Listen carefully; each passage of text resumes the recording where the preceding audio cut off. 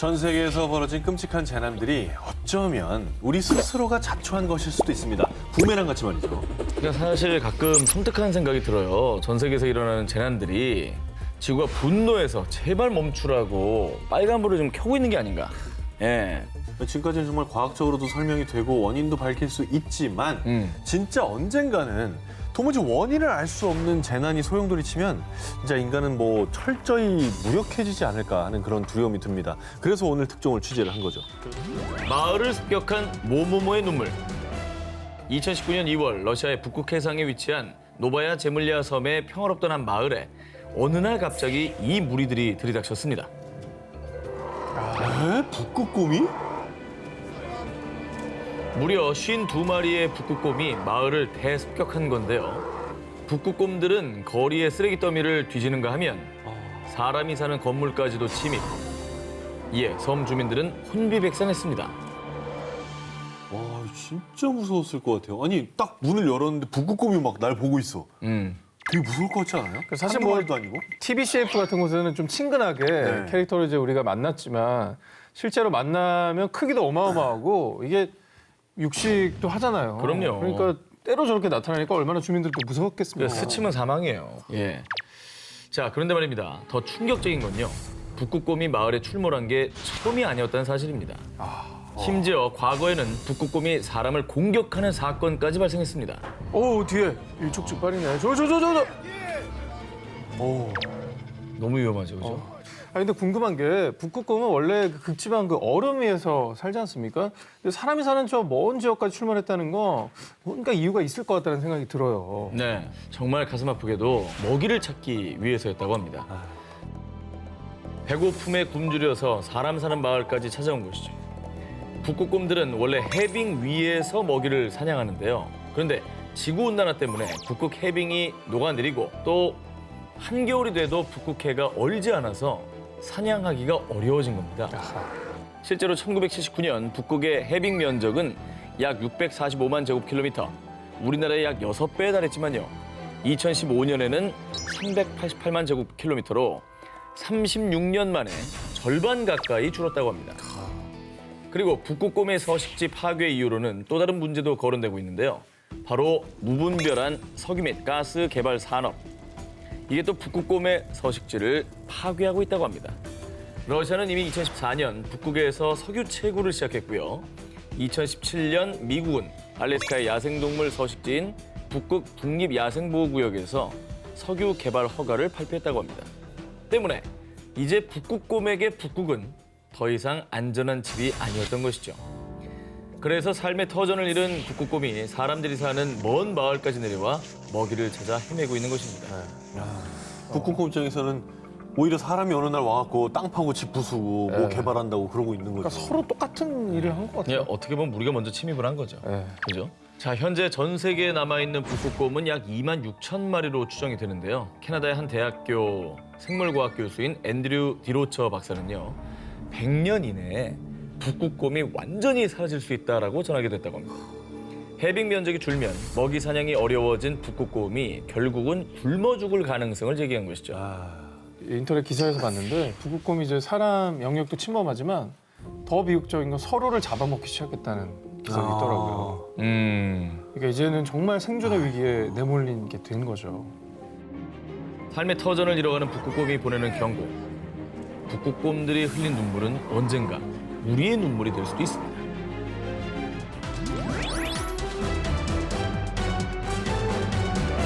인도 북부를 가로지르는 인도의 상징. 자그마치 4억여 명의 물 공급원인 생명의 원천. 바로 겐지스강입니다.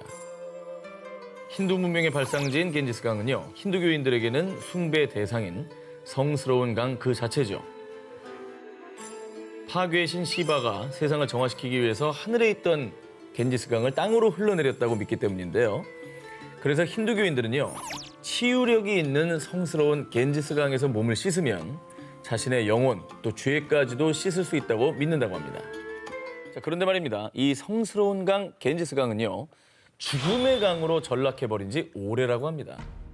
인도 보건당국에 따르면 겐지스강에서 정기적으로 몸을 씻는 순례자의 50% 이상이 피부병과 위장장애 등의 질병을 앓고 있다고 전했는데요. 어머.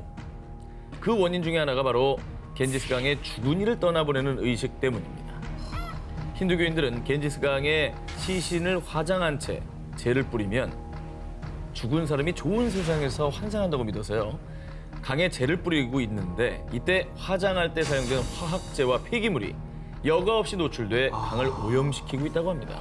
이게 또 문제구나. 아, 그렇겠구나. 근데 이제 성스러운 겐지스 강을 좋아하니까 이렇게 숭배시하는 거 아니겠어요? 이제는 좀 본인들의 건강과 생존을 위해서는 좀 관습을 바꿨으면 하면 싶네요. 자, 그리고 또 큰 문제는요. 겐지스강을 가득 메운 쓰레기들입니다. 아하. 강 인근 주민들의 생활 쓰레기를 비롯 공장의 폐수와 산업 폐기물이 여과 없이 그대로 겐지스강으로 흘러가고 있다고 합니다. 무단 방류되고 있는 것이죠. 아이고, 이것도 참 이게 사회 시스템 문제인데 이게 안 갖춰져 있으니까 어쩔 수 없이 저렇게 되는 거잖아요. 그대로 저렇게 흘러보내서는 안 될 것 같네요. 자, 그래서 2010년부터요. 인도 당국은 겐지스강의 오염 사태의 심각성을 깨닫고 40억 달러, 약 4조 6천억 원 규모의 겐지스강 수질 개선 프로젝트에 착수. 2020년까지 강을 정화하겠다고 발표했습니다. 자, 그래요. 시간이 좀 흘렀는데 네. 겐지스 강 지금은 깨끗해졌습니까? 자, 그런데요. 안타깝게도 무려 2,500km에 이르는 겐지스강을 정화시키는 것은 결코 쉬운 일이 아니었습니다. 2019년 인도 환경부에서 겐지스강의 86개 지점에서 검사를 한 결과 무려 78개 지점이 식수 부적합 판정을 받았다고 합니다. 이게 오염의 정도가 좀 심했나 봐요. 얼마나 오염이 됐으면 이게 10년 동안 노력을 했는데도 세월이 있으니까요. 식수로 부적합한 물이 나는 거는 굉장히 오염이 심했다는 거죠. 그래도 이 계속 오염되고 있는 이 어떤 그 현상이 턴어라운드 된다라고 느껴지기만 해도 약간은 좀 그래 10년 더 노력해보자 뭐 이런 마음이 들 텐데. 네, 그래도 뭐 포기할 수 없는 거 아니겠습니까? 민족의 강인데. 그럼요. 네, 계속해서 노력해야 될 것 같아요. 겐지스강만이 문제가 아니죠. 2016년 한 국제환경단체 보고서에 따르면요. 라틴 아메리카 강의 4분의 1, 또 아시아 강의 절반이 심각하게 오염됐다고 합니다. 그래서 오염된 식수를 마시고 사망하는 사람이 매년 340만 명에 달한다고 합니다. 아이고. 정말 안타까운 일이죠. 우리 인류에게 있어서는 없어서 안 되는 게 또 물인데 이 깨끗한 물을 위해서 식수 아닌 강은 정말 우리가 스스로 지켜야 됩니다. 네. 그렇습니다. 이것을 죽음으로 내몬 풍선. 2020년 1월 1일 새해 첫 해가 떠오르자 대한민국 곳곳에서는요. 저마다의 소망을 담은 수백 개의 형형색색 풍선들이 하늘 높이 날아오르기 시작했는데요. 그런데 신년맞이 풍선 날리기 행사 소식에 국내 한 동물보호단체에서 이처럼 어리석은 행사는 다신 열리지 말아야 됩니다. 이렇게 강력하게 비난했고요. 배우 윤세아 씨 역시 본인의 SNS에 이게 얼마나 위험한 이벤트인데 라며 위험성을 지적했습니다. 맞아요. 저도 이제 심각성을 인지 못하고 있다가 저 기사를 통해서 좀 이게 무책임하게 날리는 풍선이 되게 위험할 수 있구나라는 걸 처음 한 것 같아요. 네. 자, 동물보호단체가 풍선 날리기 행사를 비난한 이유, 바로 이 사진을 보시면 아시게 될 겁니다. 뭐야? 자, 왜 다리에 걸려 있네. 네, 그리고 이제 발에 묶여 있기도 하죠. 그렇습니다. 새해 행사뿐만 아니라 매년 전 세계 각국에서 여러 페스티벌 이벤트로 날려보낸 풍선이 새들의 목숨을 앗아간 건데요. 자, 터진 풍선의 잔해가 얇은 해조류 조각과 비슷해 보여서요. 바다새가 착각을 하고 풍선을 삼키는 경우가 너무나 많다고 합니다. 그렇게 새들이 삼킨 얇은 고무 풍선은 새의 기도를 막거나 위벽에 달라붙어서요. 죄 없는 새들에게 끔찍한 고통을 주다 끝내 죽음으로 몰고 가는 거죠. 이렇게 풍선 잔해를 삼킨 조류의 사망률은 무려 40%에 이른다고 합니다. 저희가 뭐 소개했던 특종 중에서도 폭죽이나 뭐 불꽃놀이에도 새들이 놀라서 뭐 건물, 나무 이런 데 부딪혀서 죽는 경우가 많다고 소개했지 않습니까? 근데 이게 풍선이 또 이렇게 위험하다니 참 놀랍습니다, 진짜. 모르셨던 분들 많이 계실 거예요. 네. 또 이제 풍선이 수거가 어렵기 때문에 어디로 갈지 모르니까요. 모르지. 환경 오염의 또 원인이 될 것 같기도 해요. 네. 자, 그래서요. 2015년 네덜란드 암스테르담을 시작으로 영국과 미국 곳곳에서도 풍선 날리기 행사를 금지했고요. 우리나라에서도 풍선 날리기 행사를 금지하는 지역이 늘고 있는데요. 자, 누군가의 소원을 담은 풍선 날리기. 그러나 새들에게는 고통과 죽음을 안겨줄 수 있다는 사실 절대로 잊지 말아야겠습니다. 인간이 우주에 쏘아 올린 재앙. 2018년 4월 1일 우주에서 지구를 향해 떨어지는 이것 때문에 전 세계가 긴장 상태에 돌입했습니다. 우주 위험 위기 경보를 주의해서 경계 단계로 높이고 추락 상황을 24시간 감시하고 있습니다. 뭐 해성? 해성. 네, 충돌, 운석 뭐 이런 건가요? 바로 지구에 추락한 폐인공위성 중국의 텐궁 1호 때문이었습니다. 그런데 텐궁 1호가 다행히 남태평양 칠레 앞바다에 떨어졌습니다. 정말 다행이죠.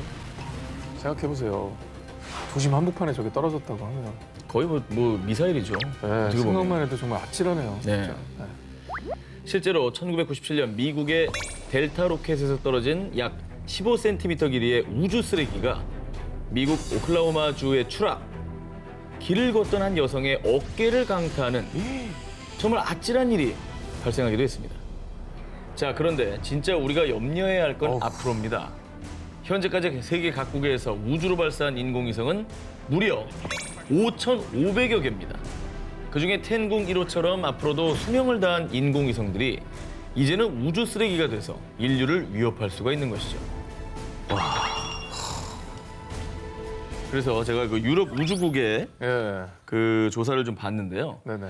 우주에 만약에 로켓 잔해, 저 우주에서 쓰던 부품 등이 넘쳐나는데 지름 1mm에서 1cm 크기는 약 1억 2,800만 개. 진짜 많다. 야, 엄청나게 떠다니 돌고 있을 거 아니에요, 지금도. 그리고 지름 10cm 이상의 우주 쓰레기는요. 34,000개가 넘는다고 합니다. 이게 무게로는 무려 8,800톤이 넘는다고 하는군요. 야, 진짜 많다. 우주 쓰레기가 그렇게 인간들이 많이 쏘아 올렸는지 몰랐어요. 그러니까요. 예. 그럼 이 우주 쓰레기 문제는 뭘 해결할 대책이 없는 거예요? 자, 다행히도 유럽 우주국에서 2025년에 우주에 수거 로봇을 보내 쓰레기를 수거하겠다는 계획을 발표했다고 합니다. 야, 저게 내가 생각한 건데 저게 현실화가 되는구나. 그걸 입 밖으로 꺼냈어야죠. 뻔뻔한 것만 늘어가지고 뭐 하는 거예요, 지금. 이거는 수거 로봇. 근본적인 대책이 안 돼요. 왜냐면 1억 개를 저 수거 로봇 하나가 할 수 있다고? 수거를 해도 그 수거한 애가 다시 돌아올 수가 없잖아요. 뭔 소리예요? 수거한 로봇이 무슨 소리예요? 그 우주에 왕복선도 있는데 콜롬비아 어릴 때 못 보셨어요? 왕복을 하겠죠. 우주 왕복선 있었잖아. 그 왕복을 한 게 어릴 때 닐 이후에 암스트롱이 가서 못 돌아왔나요? 어릴 때 가서 이후에 돌아왔잖아요. 왜 안 하고 있는지 알아요? 왜요? 실제로 그게 어렵기 때문입니다. 자, 그 실제로 왕복한 됐습니다. 게 20년 동안 없잖아요. 정말 달이 인류에 간 적이 없다고 믿는 거죠, 지금. 아니야. 난 자, 됐어요. 갔다고 믿어. 갔다고 다 믿는데. 됐고요. 제가 유일한 공대 오빠에게 기대했던 제가 잘못입니다. 제주도에서 일어난 돌고래의 비극. 청정 지역으로 손꼽히며 수산자원의 보고로 우리 식탁을 책임진 곳 제주도 바다. 보물이죠, 보물. 제주도 가면 정말 먹을 생각밖에 안 나요. 너무 먹을 게 많아. 사회적으로서. 맞아. 그런데 이 제주도에서 정말 충격적인 일이 발생했는데요. 해양동물 생태보존연구소 연구원들이 드론으로 돌고래들을 관찰하던 중 저 돌고래 턱이 이상한데요? 왜? 턱이? 이상하게도 한 돌고래가 계속 입을 벌리고 있었습니다. 턱뼈가 부러진 것처럼 돼 있는데? 뭔가 턱이 이상하죠? 어머머. 지금 턱 모양이 완전히 바뀌었는데 악성종양일 가능성이 좀 높아 보이지 않나 생각합니다. 흔히 말하는 암입니다. 왜 암에 걸렸지? 그것도 턱에? 돌고래가 왜 암에 걸려요? 네. 암으로 턱이 기형적으로 변한 돌고래. 그런데 이 일이 정말 충격적인 이유가 있습니다. 국내의 남방 큰 돌고래는 먼 바다를 떠도는 것이 아니라 제주 연안에서만 서식을 해서요. 제주 바다의 환경 상태를 잘 나타내주는 지표종으로 알려져 있기 때문입니다. 그러니까 그만큼 제주도 해양 상태가 좋지 않다. 요 이제 증거겠네요. 그렇습니다.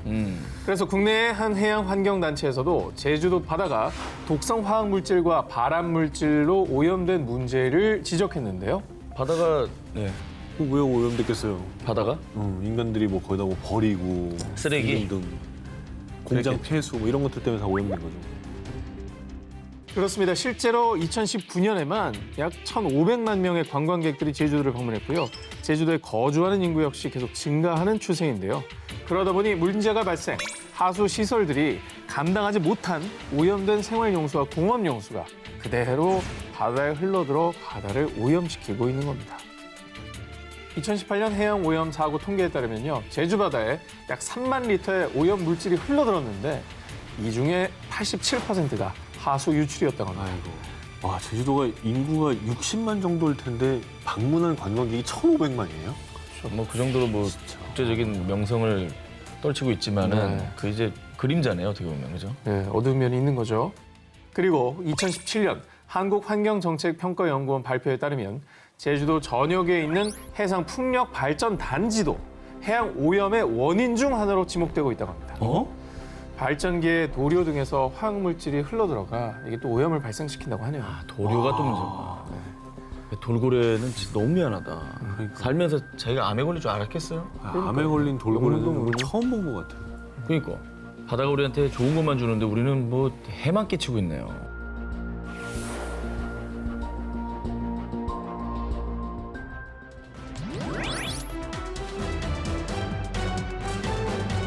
(2017년 8월) 인도네시아 무장한 군인과 경찰 100명 이상이 자바섬의 중부 도시 보올라이에 집결했는데요. 왜? 예전에 발리에 약간 폭탄 테러 있었던 적 있잖아요. 맞아. 혹시 뭐 테러리즘 뭐 이런 건가요? 그렇게 생각할 수 있죠. 네. 그러나 인도네시아가 전쟁을 선포한 상대는 바로 사람이 아닌 원숭이였습니다. 인도네시아가 원숭이와의 전쟁을 선포한 이후 약 2달 전부터 몇몇 원숭이들이 마을을 습격, 농작물뿐 아니라 사람이 사는 집까지 침입해 음식들을 마구 먹어치웠고요. 게다가 이 과정에서 원숭이가 사람들을 공격하기까지 한 겁니다. 한 80대 노인은 무려 40바늘 이상을 꿰매는 큰 부상을 입기도 했는데요. 종종 해외 뉴스 있잖아요. 그 원숭이한테 막 이렇게 공격당한 거. 공격당한 뉴스 보면은 거의 맹수예요. 근데 이것도 그러면 아까 우리 정 기자님께서 전해주신 북극곰 사태처럼 뭐 서식지의 문제인가요? 비슷합니다. 인도네시아의 국제동물구조단체에 따르면요. 원숭이들이 인간을 공격한 이유는 아이러니하게도 바로 인간 때문이었습니다. 인간들이 개발이라는 명목하에 인도네시아의 원숭이가 살던 서식지를 파괴했고 아이고. 그로 인해서 터전을 잃고 먹이가 부족해지자 인간이 사는 마을까지 내려왔고 그 과정에서 분풀이를 하듯 인간들을 공격한 겁니다. 야, 알고 공격하는 것처럼 느껴지네요. 그죠? 결국 부메랑처럼 우리가 파괴한 자연 때문에 우리가 다시 공격을 받은 거네요. 살던 데가 없어지니까 쟤네들도 어디 가겠어요. 절박한 거죠. 그런데 이게 그냥 해프닝으로 끝날 일이 아니라 정말 끔찍한 일이 많았습니다. 2014년 우간다 산림지대에 위치한 카마자카 마을에서는요. 인간들에 의해 서식지를 잃은 침팬치가 마을에 내려와서 2살짜리 아이를 납치, 또 침팬치가 아이를 살해한 뒤 도망치는 충격적인 사건까지 있었다고 하고요. 그러니까 머리가 좋으니까 힘없는 아이부터 공격을 한 거예요, 그렇죠? 대화도 안 통하고. 무기력한 상대부터 공격을 당한 거죠. 인간과 원숭이와의 전쟁으로까지 문제화되는 게 한 마리의 원숭이가 공격을 받으면 그 원숭이가 여러 원숭이를 데리고 보복을 하러 온답니다. 즉 날이 갈수록 생존을 위협받은 원숭이들의 분노는 커지고 인간과의 갈등이 계속 더 진화하고 있는 것이죠. 무섭네요. 비록 늦었지만 뭐 동물과 인간이 함께 공존한 방법을 찾아야 되지 않을까요? 이렇게 계속 아이들이 다치고 사람이 죽어나가니까요. 그래서 어떤 방법들을 좀 생각해 볼 수 있을까요? 비슷한 서식지를 찾아서 그쪽에 이제 좀 이렇게 방사하는 방법? 그렇죠. 그런 것들이 좀 좋지 않을까. 근데 너무나 많이 방사하면 기존에 거기 살던 생태계가 또 위협받을 수 있으니까 좀 철저하게 연구한 어떤 전문가들의 조언을 받아서 그들의 서식 환경을 좀 보호해줘야 되는 운동을 꼭 해야 될 것 같아요. 다음 특종입니다. 2002년 인도 서벵골의 한 평화롭던 마을에 갑자기 출몰한 코끼리 한 마리가 논밭을 망치고 난동을 부렸습니다. 그래서 결국 주민이 쏜 총에 맞아 사살되는 사건이 발생했는데요. 아이고. 그런데 코끼리를 부검하는 과정에서 드러난 더 충격적인 사실. 왜? 코끼리의 위장 속에서 무려 17명의 인간 DNA가 검출된 겁니다. 잡아본 거예요? 17명을? 그런 거죠. 아니 제가 근데 알기로는 코끼리는 풀을 먹는 동물이거든요. 그렇죠. 네. 어? 인도에서만 매년 400여 명 이상이 코끼리에게 공격당해 사망. 코끼리의 끔찍한 광기가 계속되고 있는데요.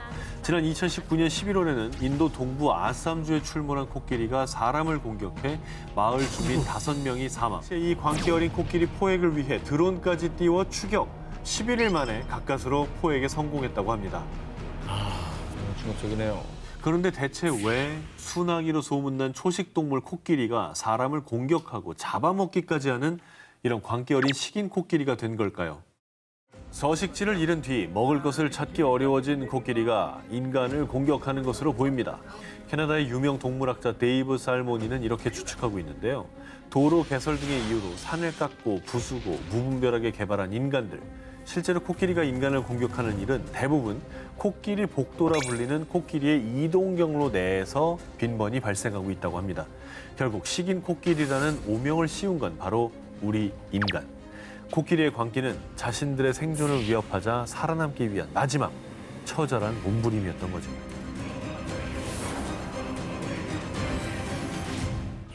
아프리카의 검은 재앙. 스마트폰, 컴퓨터, 여러 생활 가전까지 전자기기와 가전제품이 없는 삶. 정말 상상할 수조차 없죠. 그렇죠. 네. 상상이 안 돼요. 두 분도 뭐 스마트폰 없이 버틸 수가 없잖아요. 지금도 액정 보고 싶어 미치겠어. 녹화 중이라 지금. 사실 이제는 너무나 당연한 것이 돼버려서 이제는 없으면 불편한 존재. 맞아요. 예, 그렇게 된 것 같아요. 그런데 말입니다. 우리가 편리함에 속아 정말 중요한 걸 간과하고 있었습니다. 바로 e-waste, 전자 폐기물.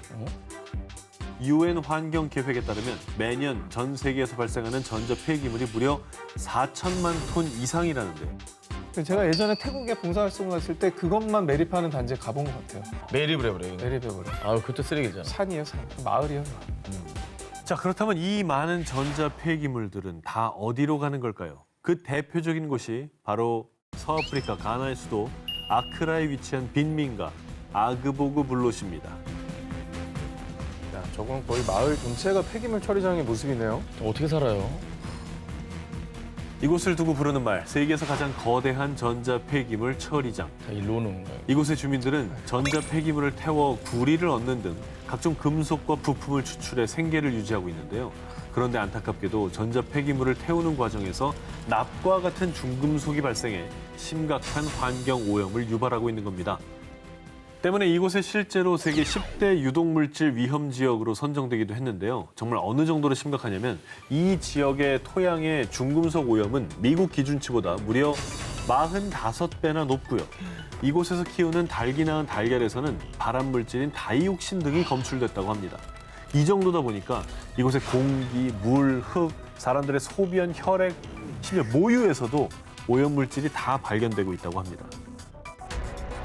그러니까 매일매일 정말 그냥 그거에 노출되는 거잖아요. 악몽 같은 어떤 시절이 타이로, 자의가. 아니 대체 왜 이렇게 폐가전이 여기에 몰리고 있는 거죠? 뭐 여러 이유가 있겠지만 재가공이 가능한 중고품으로 수출이 되는 경우도 있으나 정말 비양심적으로 개발도상국 정보 선진화의 일환으로 가짜 중고품으로 둔갑해 이 전자 폐기물들이 기증 처리돼서 유입되기도 한다고 합니다. 재미없네. 이제 쌓이고 쌓이다 보면 이제 더 이상 갈 데 없을 때 우리 옆에 쌓일 수도 있는 겁니다. 그렇죠. 그런 무서운 생각까지 드네요. 우리가 개인이 할 수 있는 건 뭐가 있을까요? 전자 폐기물을 좀 최소화하는 거. 뭐 아예 없앨 수는 없겠지만. 그러니까 오래 쓸 제품을 좀 하나 좀 고장났다고 해서 바로 버리지 말고 좀 고쳐가면서 잘 쓰고 재활용 센터를 애용하는 것도 좀 도움이 될 것 같아요. 맞아요. 사실 저는 그런 건 있는 것 같아요. 그 새 시리즈 나올 때마다 강박적으로 얼리 어답터가 돼야 된다는 마음은 조금은 지양해야 될 것 같아요. 그러니까 당연히 새 모델 갖고 싶죠. 근데 사실 큰 차이 없어요.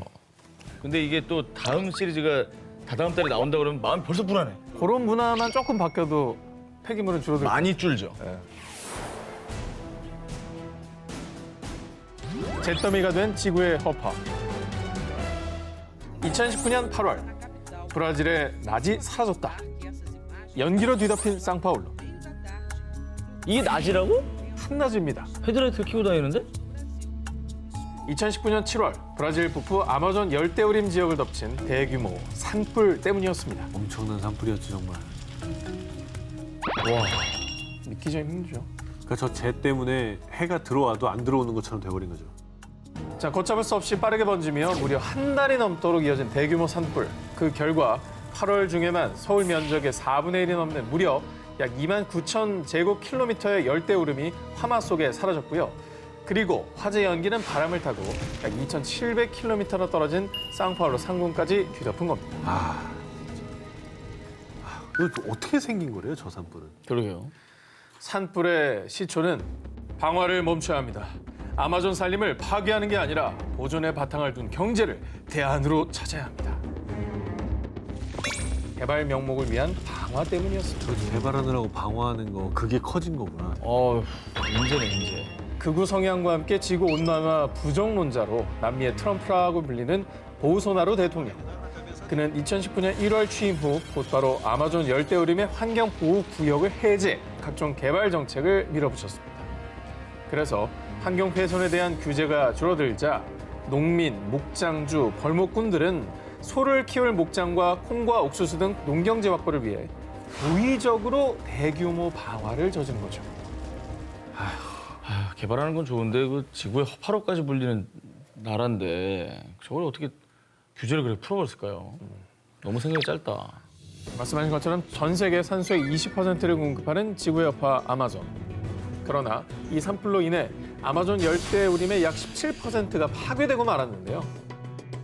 한 과학연구소의 카를로스 노브레 박사는 아마존이 20% 이상 훼손되면 큰 재앙들이 불어닥칠 겁니다. 라고 경고하기도 했는데요. 그 이유는 평소 아마존의 나무들이 하루 1,000리터의 물을 증산하고 이 물로 비구름을 만들어 기온을 낮추는 역할을 하고 있기 때문입니다. 그것도 지금이나 이 정도 예상하는 거지 실제로 저런 엄청난 변화가 생기면 더 얼마나 엄청난 일들이 생길지 진짜 알 수 없어요. 예상 불가능하다는 게 가장 큰 공포겠죠. 정말 예상 불가능해요. 그래서 이후 전 세계에서는 브라질 정부의 빠른 대응을 촉구했는데요. 하지만 이에 브라질 보우소나루 대통령은요. 아마존을 생태공원으로 만들어주길 바라고 있지만 뭐 내 정부에선 그런 일은 없을 겁니다. 아마존 열대우림의 개발을 강행하겠다라는 뜻을 밝혔다고 합니다. 아이고 누가 이분 좀 말려줬으면 좋겠네 진짜. 언제고 다시 화마에 삼켜질지 모르는 아마존. 인간의 그릇된 욕심은 반드시 부메랑이 되어 우리에게 돌아올 겁니다. 인도 해변을 집어삼킨 거품의 정체는? 이번 특종은 사진으로 먼저 함께 보시죠. 에? 이 뭐야? 저 거품이 뭐예요? 뭐야 저기 크림이에요? 솜인가? 자, 신기하시죠? 지난해 11월 세계에서 두 번째로 긴 해변 인도의 마리나 해변에서 발생한 이 거품들. 보기 드문 진 풍경에 주민들은 기념사진도 찍고 저렇게 거품 속에서 펄짝펄짝 뛰어놀기도 했는데요. 자, 그런데 말이에요.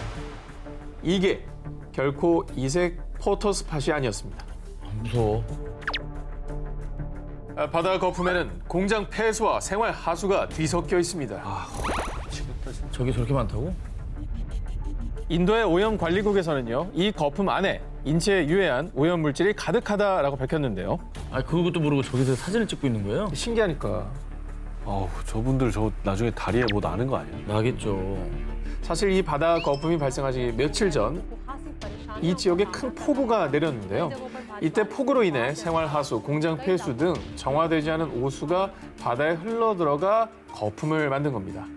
조사 결과 무기물인 인산염이 고농도 함유돼 있었다고 합니다. 저 거품이 다 똥물이었던 거네 진짜로. 똥거품이네. 이 거품이 피부에 닿으면 습진, 가려움증 등을 유발할 뿐 아니라 이게 만약 마을 식수원으로 흘러들어가 체내에 쌓이면 골다공증과 골절 등 골질환도 유발할 수 있다고 합니다. 그런데 이 공포의 바다 거품이 처음 발생한 건 아니었는데요. 2016년 호주 동부의 뉴 사우스 웨일즈주와 퀸즐랜드주에도 거센 폭풍이 발생한 뒤 거품으로 뒤덮인 바닷물이 범람했다고 합니다. 이게 정말 이런 바다 거품은 왜 생기는 거예요? 자, 여기서 잠깐 구분을 하셔야 될 게 있는데요. 바다 거품은 사실 희귀한 자연 현상 중 하나인데요. 그런데 문제는 인위적인 바다 거품. 실제로 한 수질 문제 전문가에 따르면요. 폐수 속에 사상세균이 거품을 만들어낼 수 있습니다. 라고 전했는데요. 폐수를 이제 제대로 정화시키지 않은 게 바다에 치명적인 영향을 끼쳤다 이런 얘기네요, 그죠? 이제 이 바다가 또 우리에게 악영향을 끼칠 거고 주겠죠. 계속 악순환이 반복되겠죠. 당신은 지금도 모모를 내뿜고 있다. 두 분은 옷 쇼핑을 얼마나 하십니까? 저는 많이 하는 편입니다. 네. 왜 이렇게 티가 안 나죠? 예? 그 이유는 뭡니까? 아, 지금도 본인 의상 입고 계시잖아요. 아, 그럼요. 아, 그래요? 네. 호호. 눈여겨보겠습니다. 쇼핑을 즐기는 우리들이 환경 파괴, 공범으로 지목되고 있습니다. 뭔가 불길해서 느낌이. 그렇죠? 옷 제가- 쓰레기? 저는 무슨 잘못을 하고 있는 걸까요? 자, 옷을 만들 때는 화학물질과 인공 염색 재료를 사용한 폴리에스터, 나일론, 아크릴 등 합성 섬유로 옷을 만드는데요. 이런 옷은 면이나 목화 소재보다 가격이 저렴하다는 장점이 있죠. 그런데 그게 바로 함정이었던 겁니다. 2016년 영국 플리머스 대학 연구진에 따르면 합성 섬유로 만든 옷을 세탁할 때마다 무려 약 70만 개의 미세 플라스틱이 배출된다고 합니다. 아유, 그래요? 저런 거 본 적 있죠? 아, 이게 우리 옷에 저렇게 다 들어있는 거예요, 미세하게? 들어있죠. 근데 진짜 너무 많다, 저거. 자, 엄청납니다. 2017년 세계 자연보호연맹에 따르면요. 해양에 유입되는 미세 플라스틱의 무려 35%가 옷을 세탁하는 과정에서 발생하는 거고요. 그렇게 연간 100만 톤에 달하는 합성 섬유 속 미세 플라스틱이 바다에 유입되고 있다고 합니다. 자, 그렇다면 이 미세 플라스틱이 어떤 악영향을 끼치느냐? 미세 플라스틱은 독성 물질을 흡착하는 성질이 있습니다. 그래서 독성 물질을 흡수한 미세 플라스틱을 해양 생물들이 섭취할 경우 독살되는 위험에 처할 수 있다는 것입니다. 무섭다. 그리고 이 미세 플라스틱 먹이 사슬에 따라 거슬러 우리 식탁에 오르는 것이죠. 미세 플라스틱이 축적되면 폐조직이 손상되고요. 천식과 발작 같은 호흡기 질환에 암까지 유발될 수 있다고 합니다. 듣기만 해도 너무나 무서운데 이게 사실 우리가 매일 입는 옷에서 다 뿜어서 나오고 있었다는 거잖아요. 우리는 못 느끼고 있었지만. 그렇죠. 물론 옷을 사지 말라는 얘기가 아닙니다. 다만 몇 번 입고 또 사고 있어도 또 사고 이런 무분별한 의류 소비는 줄이는 게 좋겠죠. 자, 취재하다 좀 더 현실적인 방안도 생각을 해봤습니다. 이게 뭐예요? 미국 환경운동가가 개발한 세탁볼인데요. 바닷속 이물질들을 잡아내는 산호초를 보고요. 착안했습니다. 아, 그러니까 세탁할 때 같이 넣으면 아하. 미세 플라스틱과 찌꺼기를 잡아주는 겁니다. 일종의 필터 역할을 그렇죠. 하는 거구나. 굉장히 단순해 보이지만 네. 꽤 효과가 좋은 것 같아요. 당연하죠. 저 네. 사봐야겠다는 생각이 드네요. 인류 최후의 보루에 닥친 위기.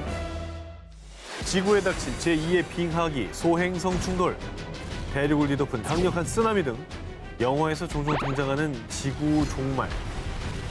그런데 이런 인류 최후의 날을 대비한 현대판 노아의 방주가 있죠.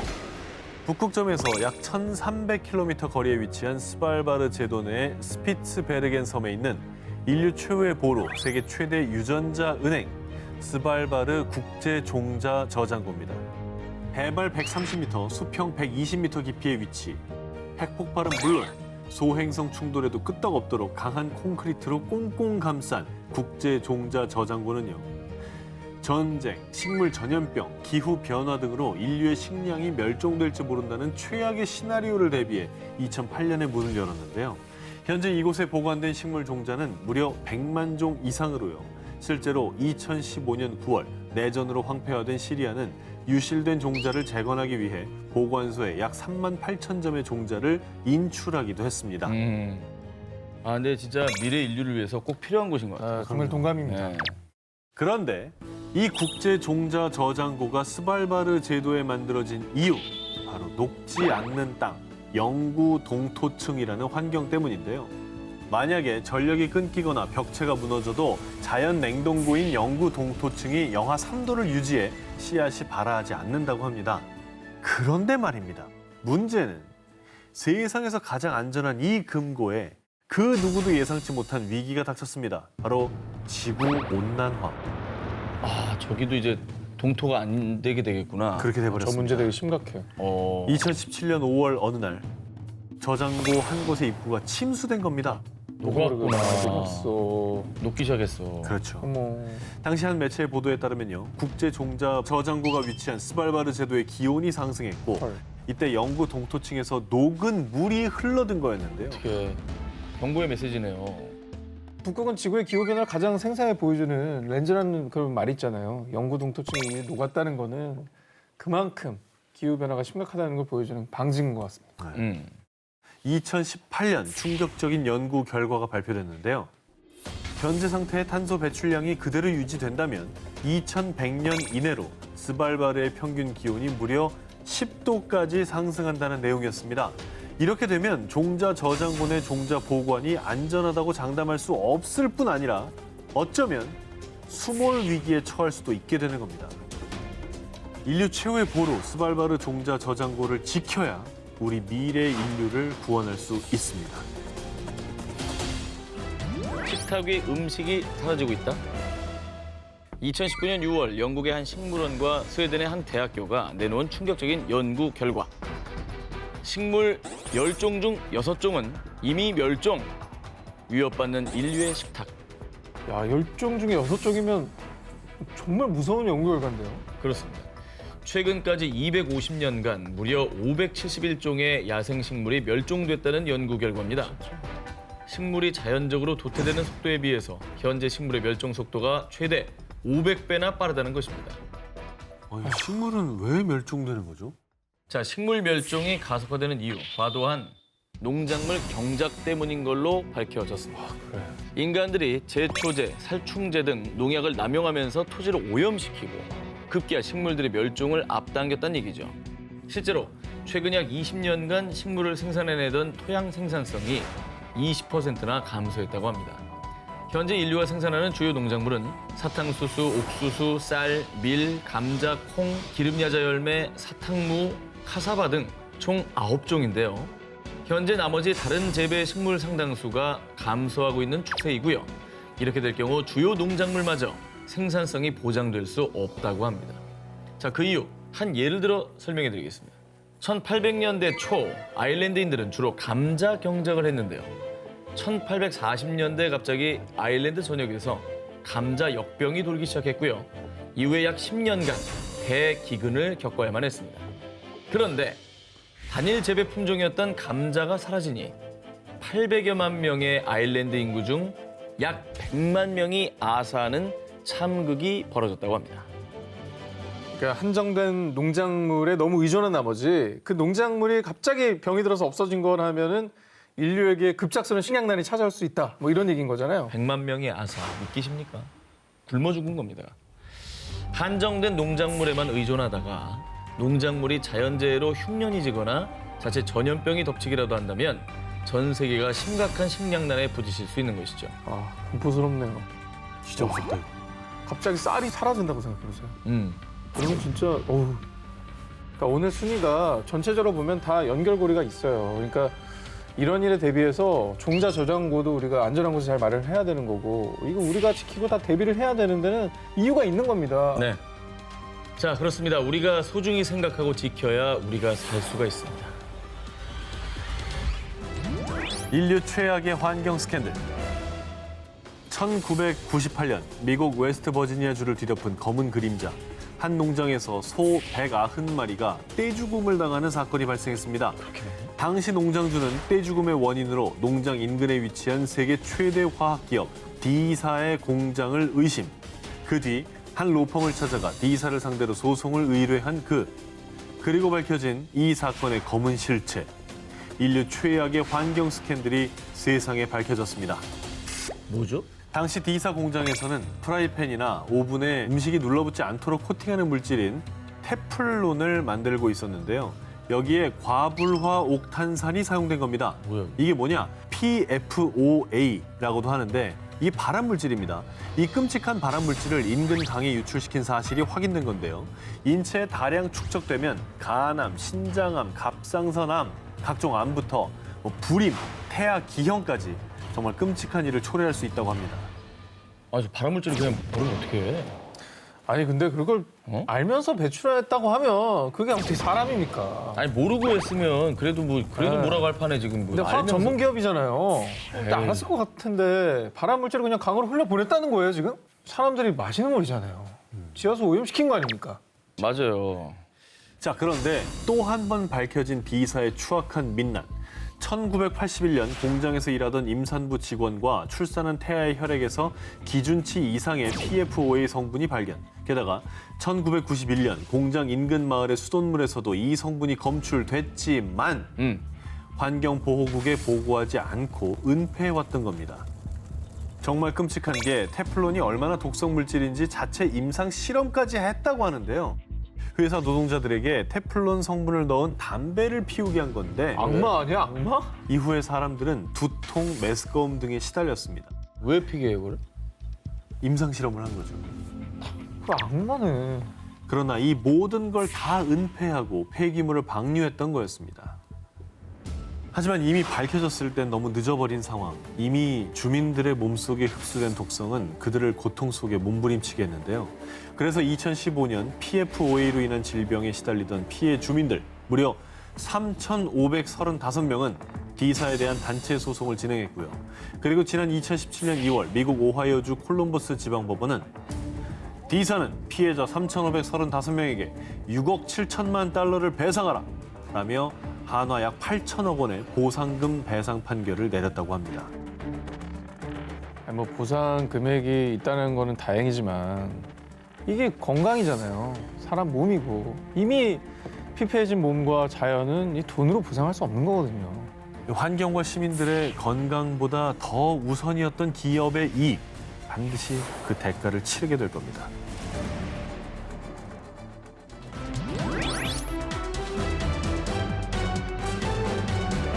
칠레 페토르카 지하수 고갈. 극심한 물 부족에 시달리고 있는 칠레 페토르카 지역. 그 이유는 바로 아보카도 때문이었습니다. 윙? 아보카도는 20가지의 비타민과 18가지의 아미노산 등 다양한 영양 성분이 함유돼 있어서요. 슈퍼푸드로 각광받으며 일명 녹색 황금이라고 불리고 있습니다. 자, 그런데 말입니다. 건강 푸드인 아보카도가 환경 파괴의 주범이 되고 있습니다. 자, 그 이유. 아보카도의 이름은 고대 아즈텍에서 물을 많이 지니고 있다라는 뜻인 아우아카틀에서 유래됐다고 전해지는데요. 실제로 아보카도를 생산하기 위해서는 아주 어마어마한 양의 물이 필요하다고 합니다. 100제곱미터 규모의 아보카도 농장을 운영하려면 하루에 무려 10만 리터가량의 물이 필요한데요. 자, 그래서요, 아보카도의 주요 경작지 중 하나인 칠레 페토르카 지역에서는 아보카도 재배 때문에 지하수는 물론 우물까지 말라버렸고요. 마을 주민들은 급수 트럭을 통해 식수를 공급받는 지경에 이르렀다고 합니다. 여기서 끝이 아닙니다. 아보카도는 산림까지 훼손하고 있는데요. 슈퍼푸드로 각광받는 아보카도를 더 많이 수확하기 위해서요. 아보카도의 주요 경작지인 멕시코 남서부 미초아칸주 산간 지역에서는 무분별하게 소나무를 베어내서요. 한 해 약 7제곱킬로미터의 숲을 파괴한다고 합니다. 근데 아보카도는 죄가 없잖아요. 그 아보카도를 더 많이 수확하려는 인간의 욕심 때문인 거고. 네, 네. 저 녀석은 원래 물을 많이 먹는 녀석이고. 네. 이제는 우리가 아보카도를 먹으면서도 이런 생각을 한 번쯤은 해봐야 되지 않을까 생각이 듭니다. 이어서 다음 특종입니다. 꿀벌의 천적이자 여름철 불청객으로 불리는 이것, 바로 말벌인데요. 사실 말벌이 꿀벌을 기르는 양봉가를 습격해 단순히 해충이라고 여기기 쉽지만요. 이 말벌은요, 곤충 생태계 최상위 포식자로 해충들의 개체수를 조절하는 생태계 조절자 역할을 한다고 하는데요. 그런데 말입니다. 생태계 조절자인 이 말벌이 이젠 숲이 아닌 도심에 나타나 사람들을 위협하고 있어서 문제가 되고 있습니다. 맞아. 특히 살인 말벌로 불리는 장수 말벌은 꿀벌보다 약 30배나 많은 양의 치명적인 독을 가지고 있는데요. 한 곤충학자에 따르면 장수 말벌의 독성은 사람의 적혈구를 파괴시키고 신장 기능을 망쳐 심할 경우 사망에까지 이르게 할 수 있다고 합니다. 아유. 실제로 2013년 7월 중국 산시성 일대에 장수 말벌 무리가 출몰, 주민들을 공격해 무려 40여 명이 숨지고 1,600여 명이 부상을 입는 사건도 발생했다고 합니다. 어마어마했네. 그럼 말벌은 왜 지금 도심에 출몰을 하게 된 건지 좀 얘기해 주시죠. 산업화로 인해 산림이 파괴되자 서식지를 잃은 말벌이 도심까지 출몰하게 된 거라고 합니다. 똑같네요. 똑같아요. 결국은 이제 말벌이 도심에 출몰하기 시작한 것도 결국 인간 탓이에요. 사람의 탓이죠. 그리고 또 다른 이유로 꼽히는 게요. 과학자들의 연구에 따르면 기후변화로 말벌의 번식력이 높아지면서 피해가 커진 것으로 보입니다. 예년보다 따뜻해진 날씨가 말벌의 번식률을 높였다고 합니다. 실제로 온난화로 한반도에 아열대 기후가 나타나면서요. 2003년도에는 동남아시아 등 아열대 지방에 서식하던 등 검은 말벌이 부산에 출몰. 이후 경기도, 강원도 등 영향력을 확대해 나가면서 빠르게 확산되기도 했다고 합니다. 생태계 질서를 무너뜨리지 않는 공생, 반드시 그 방법을 우리가 고민해야 될 겁니다.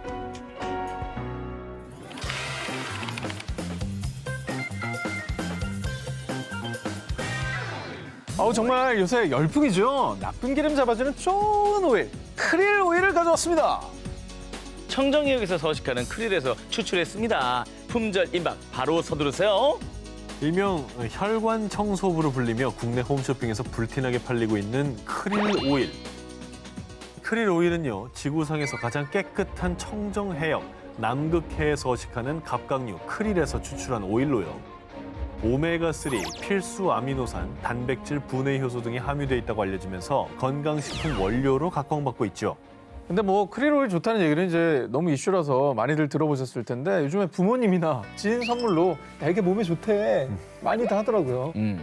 건강식품 원료로 사랑받는 크릴. 이게 비록 크기는 작지만 남극 생태계를 지탱하고 있다고 해도 과언이 아닙니다. 남극의 먹이사슬 최하단에 있어서 오징어, 바다새, 펭귄, 고래 등 남극 생물 대부분을 먹여 살리고 있고요. 그리고 영국의 한 남극 연구소에 따르면 크릴은 대기 중에 이산화탄소를 흡수해서 심해에 침전시키는 역할을 하고 있는데요. 아이고. 크릴이 이렇게 침전시키는 탄소량이 무려 2,300만 톤. 엄청나죠? 고맙다. 이 양은 영국 전체 가정에서 1년간 배출하는 온실가스와 맞먹는 양이라고 합니다. 고마우신 분들, 진짜 고맙네요. 지구를 살려주신 분들은 그래서 탄소로 인한 지구 온난화를 막는 크릴, 아니 크릴 느님은 일명 지구의 영웅으로 불리고 있습니다. 어벤져스네. 아니 난 뭐 이렇게 주요 이제 먹잇감이라는 걸 알고 있는데 환경까지 보여주는 거거든요. 이산화탄소를 잡아서 내린대잖아요. 그런데 문제는요, 이 크릴의 인기가 치솟자 남극 생태계는 물론 지구까지 위협받고 있다는 겁니다. 1970년대 크릴 어업이 본격화된 이후에 크릴 오일 시장이 호황을 누리자 남극해에서 무분별한 크릴 남획이 이루어졌고요. 1970년대 이후 크릴의 개체수는 약 80%나 감소했다고 합니다. 진짜? 거의 다 없어졌네? 그렇죠. 그런 셈이죠. 그리고 크릴의 개체수가 급감하자 먹이를 잃은 펭귄 등 남극 생물들도 위기에 직면하게 됐고요. 게다가 지구의 이산화탄소를 흡수해 지구 온난화를 막던 크릴이 사라지면 이산화탄소 농도는 더 높아지고 지구 온난화는 가속화될 수밖에 없는 거죠. 아니 근데 한두 문제가 아니네요. 생태계도 위협하고 지금 지구온난화도 가속화시키고. 그리고 뭐 취재 중에 알게 됐는데 크릴 오일의 핵심 성분이 인지질. 이 인지질이 물과 기름에 잘 녹아서 몸에 필요한 불포화 지방산이 체내 흡수율이 높은 편이다라고 하거든요. 근데 이 기존 오메가3 제품에 비해서 불포화 지방산의 함량 자체는 낮은 편이라고 해요. 뭐예요? 그러니까 크릴 오일이 무조건 최고로 좋다. 이런 홍보에 현혹돼서는 안 될 것 같습니다. 저희가 꼭 지켜야 될 게 크릴 오일이 몸에 좋은 것도 사실이지만 환경을 파괴하는 측면도 있다라는 걸 저희가 알려드리는 거죠. 크릴을 소비해서는 안 된다. 크릴이 정말 나쁘다. 몸에 안 좋다. 이런 말씀을 드리는 건 정확하게 아니라고 그렇죠. 얘기를 드려야 될 것 같습니다. 오늘의 주제가 또 환경이니까. 네. 다행히 2018년 7월 전 세계 크릴 시장의 85%를 차지하는 크릴 어업체 연합은요, 2020년부터 남극해 크릴 조업을 제한하겠습니다. 라며 환경단체의 요구를 받아들인 거죠. 남극해에서 이루어지는 크릴 어업 활동을 제한하겠다고 전했습니다. 다행이다. 내 건강을 지키겠다는 욕심 때문에 지구를 위협해서는 안 되겠죠? 세계 곳곳에서 일어나는 자연 재난들이 만약 지구가 보내는 경고라면 믿으시겠습니까? 자, 2019년에는 브라질 각지에서요, 무려 8만 건 이상의 화재가 발생. 우리나라 면적의 3배 수준인 약 31만 8천 제곱킬로미터의 땅이 훼손. 자, 그리고 지난해 인도네시아에서는요, 산불로 인해 한화 약 6조 원에 이르는 경제적 손실을 입었다고 합니다. 타는 건 순식간인데 그 산림을 키우고 그 안에 생태계를 만드는 데는 수십 년, 수백 년이 걸리는 수백 거예요. 년이죠. 자, 그런데 그게 끝이 아니었습니다. 또 지구 한쪽에서는요, 기록적인 폭우가 전 세계를 곤경에 빠뜨렸습니다. 2019년 3월 이란에서는 전국적으로 4,400여 개 마을이 침수, 1,000만여 명의 수재민이 발생했고요. 또 올해 1월에는 사막 기후인 아랍에미리트에서도요, 이례적인 폭우가 쏟아지면서 도로가 침수, 두바이 공항까지 마비되는 사건이 발생했습니다. 정말 한쪽에서는 불, 한쪽에서는 물, 뭐 극과 극의 재난이 모든 사람들에게 피해를 끼친 건데 대체 왜 이런 일이 이렇게 많이 발생하게 된 걸까요? 자, 전 세계에서 벌어진 극단적인 재난 상황을 두고 여러 전문가들이 내놓은 견해입니다. 연구 결과 지난 50년간 인도양 쌍극자 현상이 더 일상화된 것으로 보입니다라는 의견을 내놨습니다. 자, 인도양 쌍극자란 인도양의 동쪽과 서쪽 부분에 해수면 온도 격차가 극심해지는 현상인데요. 인도양의 서부, 동아프리카는 수온 상승으로 강수량이 급증. 또 반대로 수온이 내려간 인도양 동부는 강수량이 감소, 가뭄 현상이 극심해지는 것이죠. 아, 이쪽은 완전히 건조해지고 이쪽은 완전히 습해지는 거구나. 그렇습니다. 자, 그럼 그 인도양 동쪽 일대 중에 가장 큰 영향을 미친 곳이 어디냐? 바로 호주입니다. 잘 아시겠지만 호주 산불을 악화시킨 큰 원인으로 폭염과 가뭄이 꼽히기도 하죠. 균형이라는 게 이렇게 중요한 거예요. 그렇습니다. 정말 안타깝네요. 근데 인도양 쌍극자가 이게 뭔지는 설명해 주니까 알겠는데 이게 네네. 원인은 뭐 밝혀졌습니까? 잘 모르죠. 실제로 모르죠. 잘 모르겠어요. 모르죠. 자, 이렇게 인도양 쌍극자 현상이 일어나는 원인을 두고요. 연구한 전문가들은요. 지구가 뜨거워진 지난 50년간 인도양 쌍극자가 더 일상화됐습니다라며 지구온난화로 인한 재난에 무게를 두고 연구가 활발히 진행 중이라고 합니다. 지구가 뜨거워져서 빚어진 재난이 너무 많은 것 같아요. 우리나라에서도 어떤 재난을 번질지 자연재해가 일어날지 남의 얘기가 아니거든요. 지구가 보내는 경고를 우리가 이 사인들을 무시해서는 안 될 것 같습니다. 이게 마지막 경고일 수 있습니다. 세상에서 가장 특별한 동물원. 2010년 독일 노르틀라인 베스트팔렌주의 도시 윈스터에 아주 특별한 동물원이 문을 열었습니다.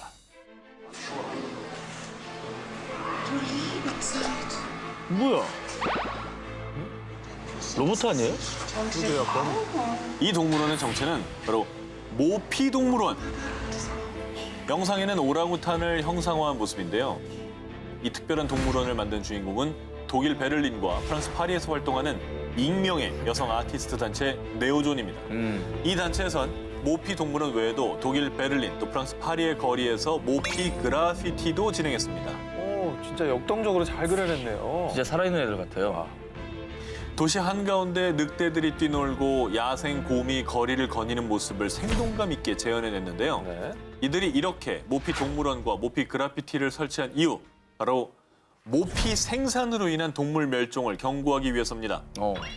실제로 패션 업계에서는 세계적으로 모피 의류 제조 과정에서 연간 5천만 마리에 가까운 동물이 도살되는 것으로 추산했는데요. 예를 들면 여우 코트 한 벌을 만드는데 최대 여우 45마리. 한 벌에? 한 벌에. 밍크 코트는요. 한 벌에 약 55마리의 밍크가 희생되고 있는 실정이고요. 게다가 더 잔혹한 건 살아있을 때 가죽을 벗겨야 더 질 좋은 모피를 얻을 수 있다고 해서 정말 상상도 할 수 없는 끔찍한 비윤리적인 문제로 지탄을 받고 있습니다. 저렇게까지 해야 되나? 우리가 다른 옷이 없는 것도 아닌데. 그렇죠. 네. 뭐 요즘 좀 많이 변하긴 했지만 뭐 과거 사실 한 10년 전까지만 해도 결혼식 할 때 뭐 혼수로 모피를 몇 번을 해가야 되냐는 둥 뭐 어디까지 할 거냐 뭐 이런 얘기들 하지 않았습니까? 드라마 보면은 이제 부잣집 마나님들은 다들 모피 하나씩 걸치고 나오셨죠. 네, 상징이었죠, 상징. 그런데 요즘은 전 세계적으로 모피에 대한 수요가 점차 줄어들고 있는 게 사실입니다. 인간의 취향이나 패션 때문에 수많은 동물들이 잔혹하게 희생되고 있다는 인식이 높아지고 있기 때문이죠. 그래서 이 모피 동물원과 모피 그라피티의 취지가 바로 친구! 동물은 인간의 소유물이 아니라 친구라는 생각을 심어주자는 것입니다. 이 모피 동물원을 본 시민들도요. 이 도시에서 동물의 삶에 대해 생각하게 되네요. 라는 소감을 전했다고 합니다.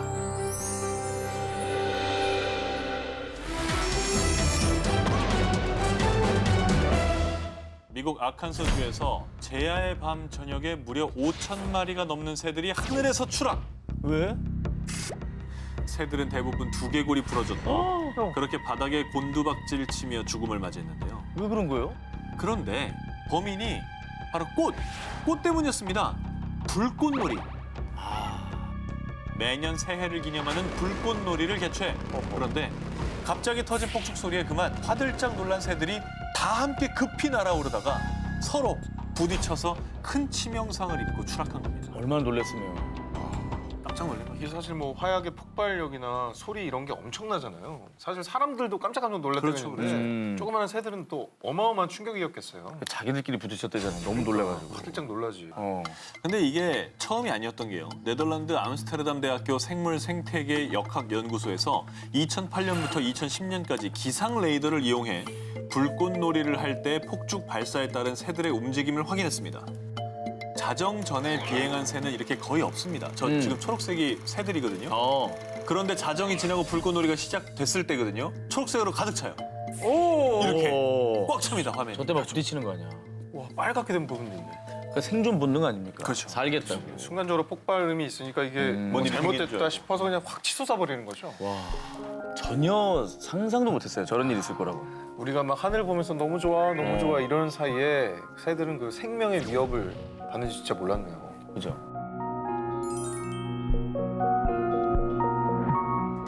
반려견 뒤에 숨겨진 불편한 진실. 2018년 3월 영국 버밍엄의 한 경기장에서 열린 크로프트 도그쇼 시상식. 세계 3대 명견 대회 중에 하나입니다. 그런데 이날 우승견의 주인이 우승 트로피를 받아드는 순간 갑자기 시상식장에 난입한 두 사람. 왜 저래, 왜 저래? 왜 저러는 거야? 뭔가를 알리고 싶어하는 메시지가 든 천을 폈죠.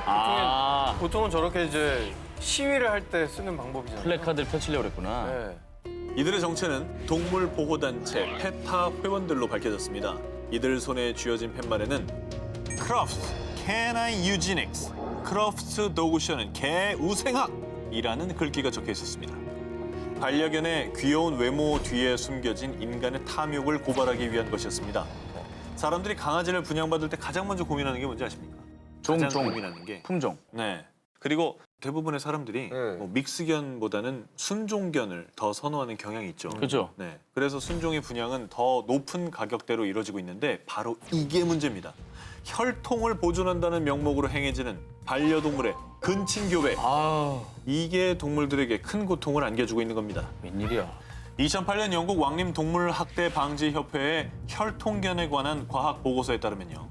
순종견을 만들기 위한 근친교배는 눈은 크게, 몸통은 작게 이렇게 개 신체 기관을 과장되게 만들어 유전병을 부른다고 지적했고요. 특히 유전병으로 큰 고통을 받고 있는 견종에는 대표적으로 불독이 있는데요. 불독은 주름이 많을수록 예쁘고 귀엽다라고 생각해 주름이 많고 또 살이 찐 불독끼리 근친교배를 시키는 겁니다. 그러다 보니 호흡곤란과 피부 알레르기를 달고 사는 경우가 많답니다. 유전병이구나. 맞습니다. 그리고 혈통, 이 순종 유지를 위한 근친교배 외에도 다 보셨을 겁니다. 찻잔에 쏙 들어가는 작고 귀여운 모습 때문에 높은 분양가에도 불구하고 꾸준한 인기를 얻는 티컵 강아지. 이 티컵 강아지는요. 말티즈, 시추 등 인기 있는 강아지 종 중에 작고 연약하게 태어난 강아지들끼리 교배를 시키는 거라고 합니다. 때문에 당연히 골절되기 쉽고요. 또 관절 관련 질병의 위험이 더 높다고 합니다. 맞아요. 그건 아니야. 예. 예쁜 반려동물 뒤에 숨겨진 아픔. 반려동물은 말 그대로 인생의 동반자이자 가족이지 절대로 당신의 인형이 아닙니다. 인간의 탐욕으로 만든 산의 진. 중국 송나라 황제들의 상에 올랐던 진귀한 음식이자 제비집, 전복과 함께 중국 3대 진미로 꼽히는 샥스핀. 말린 상어 지느러미를 걸쭉하게 끓여낸 샥스핀 수프는 중국, 대만, 홍콩 등 중화권 국가에서 부와 건강의 상징이자 최고급 보양식으로 통해서요. 전 세계 샥스핀의 무려 95%가 중국과 대만에서 소비되고 있다고 하는데요. 자, 그런데 말입니다. 상어 지느러미 샥스핀이 우리 식탁에 오르기까지의 과정은 정말 상상을 초월할 정도로 잔인함 그 자체입니다. 자, 그 이유는 바다에서 상어를 포획한 뒤 살아있는 상어의 지느러미만 착하고 도려낸 채 그대로 상어를 바닷속에 내던져 버립니다. 일명 샤크 피닝 방식 때문인데요. 이 방식이 얼마나 상어에게 잔혹하냐면요. 이 불에가 없는 상어는 지느러미로 헤엄을 치는데 지느러미를 잃었으니 그대로 깊은 바닷속으로 가라앉아 고통 속에 죽음을 맞이하게 되는 거죠. 그냥 익사하는 거네, 어떻게 보면. 자, 이렇게 잔인하게 상어를 포획하는 이유. 상어의 몸통은 맛이 없고 상품 가치가 없기 때문인데요. 그래서 값비싼 지느러미만 잘라내고 굳이 부피가 큰 상어 몸통은 싣고 오지 않는 겁니다. 자, 바다의 포식자라는 말이 무색하게도 인간의 욕심 앞에 무분별하게 죽어가는 상어는요, 많게는 한 해 1억 마리 이상이라고 합니다. 그래서 지난 2016년 기준 상어 465종 가운데 무려 74종이 멸종 위기종으로 분류된 상황이라고 합니다. 이제 멸종 위기까지 왔군요. 자, 그런데요, 정말 다행히도 참혹한 상어의 남획 방식이 세상에 알려지면서 샥스핀 요리를 금지하는 국가들이 늘어나고 있는데요. 2012년 유럽연합에서는 상어 지느러미 남획을 금지하는 법안이 통과됐고요. 그리고 샥스핀이 가장 많이 소비되는 중국. 자, 2013년 시진핑 정부는 공식 연회 메뉴에서 샥스핀 요리를 퇴출. 2017년에는 중국 최대 해운사와 항공사가 연이어 샥스핀 운송 중단을 선언했다고 합니다. 저희도 좀 느끼는 게 샥스핀 요리에 대한 얘기를 예전보다 덜 들은 것 같아요. 예전에는 중국집, 좀 고급 중국집 가면 무조건 있었던 것 같은데 요즘은 좀 안 보이는 것 같기도 하고. 사실 그런 인식 변화가 가장 큰 거죠. 그러니까요. 네. 자, 인간의 탐욕이 만든 산의 진미 속에 숨겨진 아픔. 부디 이런 아픔이 계속되지 않기를 바랍니다. 사양 고양이의 눈물을 마시다. 구스타운의 불편한 진실. 커피 애호가들이 최고의 커피로 친다는 루아 커피. 세상에서 가장 비싼 커피로 불릴 정도로 한 잔에 몇만 원에서 몇십만 원을 호가하기도 하는데요. 자, 그런데 말입니다. 이 최고급 커피를 찾는 사람들 때문에 무고한 생명들이 혹사당하고 있다고 합니다. 이게 참 먹을 것 때문에 이러는 게 좀 너무 애처로워요. 저 얘기 들은 다음에 그 커피가 먹기 싫더라고요. 루악은 인도네시아 말로 사양 고양이를 뜻하는데요. 처음에 루악 커피를 마시게 된 건 인도네시아 농부들이 우연히 사양 고양이 배설물에서 나온 커피 콩으로 커피를 만들었는데 특유의 진하고 고소한 향과 쓴맛이 거의 없는 부드러움으로 큰 호평을 받게 됐다고 합니다. 루악 커피가 사람들에게 많이 알려지기 전에는 인도네시아인들이 손수 사양 고양이의 배설물을 채집해 커피 콩을 출연했다고 합니다. 그때까지는 큰 문제가 없었어요. 그런데 루아 커피를 찾는 사람들이 많아지고 점점 고가의 거래가 되면서 이때부터 사양 고양이의 불행한 삶이 시작이 됐습니다. 자기 몸보다 조금 큰 우리에 갇혀서 삼시세끼를 커피 열매만 먹어야 하는 강제 급식이 이루어집니다. 그렇게 일생 동안 커피 열매를 먹고 배설하는 일이 전부인 삶을 살아가게 된 사양 고양이들은요, 영양실조에 걸리거나 카페인 중독에 빠져 자해를 하는 등 정말 정상적인 모습이 아닙니다. 왜 아니겠어? 왜 아니겠어? 커피만 마시는 게 말이 돼요. 인간의 욕심으로 인해서 거의 커피콩 배설 기계로 전락해버린 사양 고양이들. 더 가슴이 아픈 건 이렇게 극도의 스트레스에 시달리다가 몸이 약해져서 생산력이 떨어지면요, 그때는 야생의 처참이 버려진다고 합니다. 결국은 그래서 쓸쓸한 죽음을 맞이한다고 하지요. 게다가 이 안타까운 일은 고양이뿐 아니라 다른 동물들에게까지 번지고 있는데, 베트남은 족제비 배설물에서 골라낸 위즐 커피, 태국과 인도에서는 코끼리에게 생두를 먹여 만든 아이보리 커피, 브라질에서 멸종 보호세인 자쿠버드 커피까지 등장했다고 합니다. 정말 깊게 반성해봐야 할 것 같습니다. 자, 다음 특종입니다. 겨울 필수품이 된 녀석이죠. 요즘에 또 광고도 많이 하고 있는데요. 혹한기 겨울을 견디기 위해서 다들 옷장에 최소 하나씩은 있다는 구스다운. 다들 있잖아요, 그죠? 네. 요즘 패딩 없으면 못 살죠. 자, 그런데 말입니다. 우리를 따뜻하게 해주는 이 구스다운의 슬픈 비밀. 이 구스다운 한 벌을 만들기 위해서 거위는 아주 피눈물을 흘린다고 합니다. 살아있습니다, 살아있습니다. 피나는 거 봐. 아니, 생각해보세요. 저 각도. 가만 있어봐. 이게 진짜. 이거를 쥐어뜯는다고 생각해봐. 저는 약간 간접적으로 저 고통을 알거든요. 왜냐면 여기 매생이가 있잖아요. 가끔 우리 마이크 채워주시는 분들 여기 훅 치고 들어올 때는 깜짝 놀래요. 왜냐면 털이 한 두세 개가 마이크에 찝히면은 눈물이 찔끔 나지. 그래서 마이크는 제가 하겠다고 얘기를 하거든요. 근데 저건 오죽하겠냐고. 거위의 고통은 오죽하겠습니까? 그렇죠. 지난 2016년 중국의 한 거위 농장. 털이 뽑힌 거위의 피부는 한눈에 보기에도 뻘겋게 올라왔고요. 상처에는 피가 흥건하고 고통에 젖은 울음소리는 처참하기까지 합니다. 이 끔찍한 영상은 동물보호단체 페타의 잠입 촬영 영상으로요. 정말 많은 이들에게 충격을 안겨줬죠. 페타에서 잠입 취재한 내용에 따르면요. 오리나 거위는 생후 10주부터 목과 가슴, 겨드랑이에 솜털이 뽑히는데 몸을 덮은 깃털보다 이 솜털에 잔털이 더 많아서 더 많은 공기층을 머금고 열을 효과적으로 유지하기 때문에 이 부분을 집중적으로 뽑는다고 합니다. 속털이.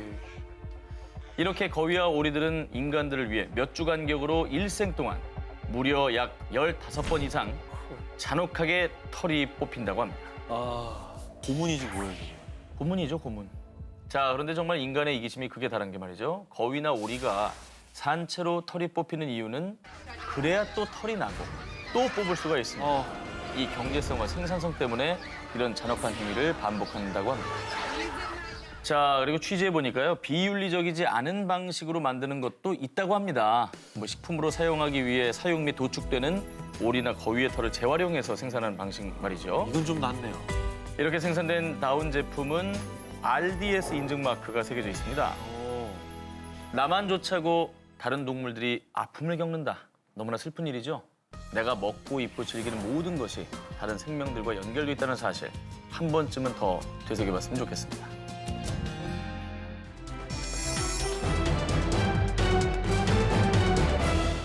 자, 먼저 기자님들께 질문 하나 드리겠습니다. 이 감기약, 그런 여러 가지 약들이 있잖아요. 그 약 먹고 남은 경우에 어떻게 처리를 하세요? 그냥 두지 않나요, 집에? 약국에 갖다 줘야죠. 약국에서 받아준다고? 네, 약국에 받아주는 데가 있어요. 정확한 방법입니다. 맞죠? 진짜로? 자, 그런데요, 대부분 사람들이 폐의약품 처리의 올바른 방법에 대해서 잘 몰라서 뭐 휴지통에 버린다거나 아니면 뭐 음식 쓰레기와 함께 버린다거나 이런 일이 굉장히 많습니다. 자, 한국제약협회에서 전국 성인 남녀 1,500명을 대상으로 실시한 2014 제약산업 국민인식조사에 따르면요. 복용하지 않은 약의 처리 방법에 대해 무려 응답자의 92.2%가 휴지통, 음식물 쓰레기 등과 함께 버린다라고 답변했습니다. 자, 근데요, 이게 무슨 문제가 될까 싶으시다고요? 자, 1997년 프랑스 베르톨레 인근의 한 강을 조사하던 산업환경연구원 과학자들은요, 희귀한 물고기를 발견합니다. 자, 그것은 바로 수컷도 암컷도 아닌 중성 물고기. 더 놀라운 건 당시 강 하류에 서식하던 야생 물고기의 약 60%가 중성화된 상태. 무섭다. 자, 근데 왜 이런 일이 발생했느냐? 조사 결과 강 어귀에 스테로이드 약품을 생산하는 다국적 제약기업의 공장이 있었는데요. 그곳에서 배출된 폐수의 피임약 성분인 합성 에스트로겐이 하수처리 공장에서 완벽하게 제거되지 않고 강물에 흘러들어가 이런 끔찍한 사태가 벌어진 겁니다. 에스트로겐이면 여성 호르몬이잖아요. 여성 호르몬. 그게 들어갔으니까 이 수컷으로 태어난 물고기가 암컷 호르몬이 왕창 들어간 거군요. 자, 이렇게 하수구 또 땅에 버려진 폐의약품들이 결국 먹이 사슬로 결국 우리한테 다 돌아오게 되어 있습니다. 쟤네들 수산시장에서 팔면 살 거 아니에요? 자, 근데 우리가 이걸 어떻게 해야 되느냐? 자, 대표적으로 폐의약품 처리가 잘 이행되고 있는 곳이 스웨덴인데요. 1980년대부터 일찍이 국가적으로 폐의약품 수거 사업을 실시해서요. 약국에서 모아진 의약품들을 소각업체에서 수거하고 또 소각업체에선 이때 발생하는 가스까지 정제 배출하고 또 여기 남은 재까지 지정된 장소로 보낸다고 합니다. 철저하네. 자, 그래서 2004년 유럽연합에선 의약품 관련 공동규약 제정을 위한 지침을 통해 모든 회원국은 폐의약품 수거 시스템을 정립해야 한다라고 강하게 권고하고 있고요. 우리나라에서도 2008년부터 환경부와 보건복지부에서 폐의약품 수거 사업을 실시하고 있는데요. 약은 약사에게, 남은 약도 약사에게. 네, 다음 특종입니다. 방금 특종은요, 인간이 무심코 저지른 환경 파괴였다면 이번에는 알면서도 저지른 아주 잔인한 환경 파괴입니다. 샴푸나 화장품, 우리 생활에 빠질 수 없는 생활용품들이죠. 자, 그런데 이 제품들이 사람 피부에 닿아도 안전할 수 있었던 건 우리 동물들의 참혹한 희생이 있었기 때문입니다. 아, 뭐야? 이거 왜 이래? 저 왜 눈 왜 저래? 토끼와 또 강아지 비글이죠. 자, 먼저 토끼는 마스카라의 안전성 실험용, 또 강아지 비글은 샴푸의 인체 안전성 실험용으로 저렇게 있는 건데요. 자, 동물들의 눈에 시험 물질을 넣어 자극성을 측정하는 일명 드레이즈 테스트. 토끼는 눈 깜빡거림이 거의 없고 눈물량도 적어서 드레이즈 테스트에 많이 이용되는 동물입니다. 그리고 강아지 중에서도 특히나 이 비글은 이게 더 마음이 아픈데요. 사람을 잘 따르고 또 인내심이 강하다는 이유로 샴푸뿐만 아니라 진통제 등의 약물 실험에서도 많이 이용되고 있다고 합니다. 말 잘 듣는다고 더 실험을 한다고요? 더 참을성이 많다. 너무 심한 거 아니야? 자, 인간이 정말 잔혹한 게 하나의 마스카라 상품이 나오기까지 저 구멍에 토끼의 목만 저렇게 고정시켜 놓고요. 무려 3,000번을 테스트한다고 합니다. 자, 이게 얼마나 고통스럽냐면 토끼는 이물질을 씻어낼 눈물이 더 이상 나오지 않으면 눈이 타들어가는 고통에 몸부림치다가 목뼈가 부러져 죽는 경우가 다수라고 합니다. 얼마나 아프면 그럴까? 몸부림치다가요. 하지만 안전한 제품 뒤에 숨겨진 동물들의 끔찍한 희생이 알려지고 난 뒤 2004년 유럽연합에서는 화장품 제조에서 동물 실험을 금지했고요. 2013년에는 동물 실험을 거친 화장품의 생산, 유통, 수입 등을 전면 금지한다라는 화장품 동물 실험 전면 금지법도 통과. 자, 우리나라에서도 2017년 2월부터 화장품법 시행령 개정을 통해 화장품 동물 실험 금지법이 시행됐다고 합니다. 아, 잘 됐다.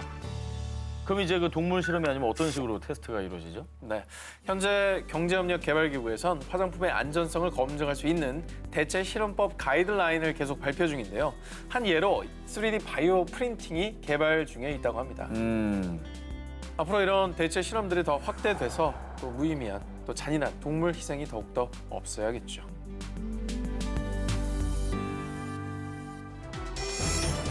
우리가 몰랐던 에코의 배신. 녹색 소비. 불필요한 소비 없이 에너지 효율이 높거나 재활용이 가능한 제품을 고르는 소비를 뜻합니다. 자, 그런데요. 지구를 위한 녹색 소비가 오히려 환경을 해칠 수 있다는 사실 알고 계셨나요? 바이오 연료는 환경에 악영향을 끼치는 석유나 석탄 등 화석 연료를 대신할 차세대 친환경 에너지원으로 급부상하고 있습니다. 그런데 이 바이오 연료가 오히려 환경을 해치고 있다는 주장이 제기됐습니다. 대표적인 바이오 연료인 야자수 경작지를 조성하기 위해서 열대우림을 밀어내는 과정은 불가피하고요. 게다가 일부 바이오 연료를 재배하는 도중 사용되는 화학 비료에서 대규모의 아산화질소가 뿜어져 나오는데 이 아산화질소는 이산화탄소보다 무려 300배나 더 지구온난화에 치명적인 온난화 가스라고 합니다. 이게 사실 석유를 바꾼답시고 했던 일이 오히려 나무를 베어내고 더 온실 효과를 높이는 건지 진짜 몰랐네요. 그렇죠. 게다가 이젠 우리의 일상이 된 에코라이프, 비닐 일회용 컵 사용을 줄이기 위해 다양한 에코백이나 텀블러 같은 대체 아이템들이 쏟아져 나오고 있는데요. 주변에는 그래서 요즘에 뭐 일회용품 안 쓰는 것도 카페에서 많이 하니까 뭐 텀블러 예쁜 거 들고 다니는 분들 굉장히 많고 수집하는 분들도 있더라고요. 맞습니다. 사실상 텀블러는 제조 과정에서 일회용 컵보다 온실가스와 같은 오염물질을 더 많이 배출하기 때문에 오히려 환경에 독이 될 수 있다고 합니다. 또 비닐봉지나 플라스틱 가방을 대체할 용도로 생겨난 에코백. 그런데 2011년 영국 환경청의 조사에 따르면요. 면 소재 에코백은 최소 131번 이상 사용될 때만 환경 보호 효과가 있는 것으로 분석됐다고 합니다. 그럴 것 같아요. 하지만 알아보니 영국인들의 에코백 사용률은 평균 51회 미만. 안 그렇습니까, 솔직히? 아니 저도 정말 어디 회사 로고 찍어서 나눠주는 게 너무 많고. 맞아. 아유 저는 남발돼요, 남발. 에코백 들고 마트 간 거 10번도 안 되는 것 같아요.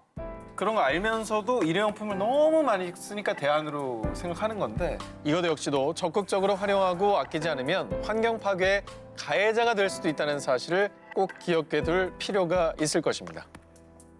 우리가 몰랐던 에코의 배신. 알고도 방치한다면 지구의 배신은 시간 문제입니다. 열대 우림을 위협하는 식물성 기름. 인간과 가장 닮은 포유류인 유인원 중에서도 지능이 제일 높다는 오랑우탄. 그런데 말입니다. 1999년만 해도 보르네오 섬에 약 20에서 30만 마리였던 오랑우탄이 2015년 기준 약 10만 마리도 채 남지 않았다고 합니다. 와, 다 죽었어요? 다 뭐 죽었어요. 1년에 거의 10,000마리 꼴로 없어진 거네요. 너무 많이 없어졌다.